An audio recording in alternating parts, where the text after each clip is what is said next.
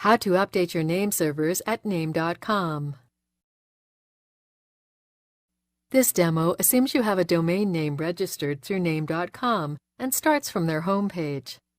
Now let's learn how to update our domain name's nameserver settings. Click Login in the upper right of this home page and log in to your account.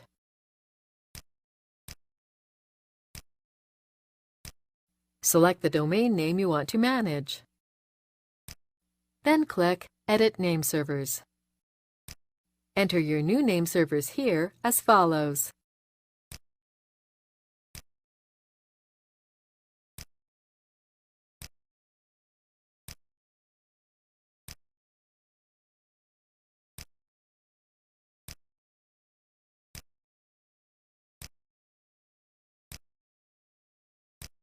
That's it!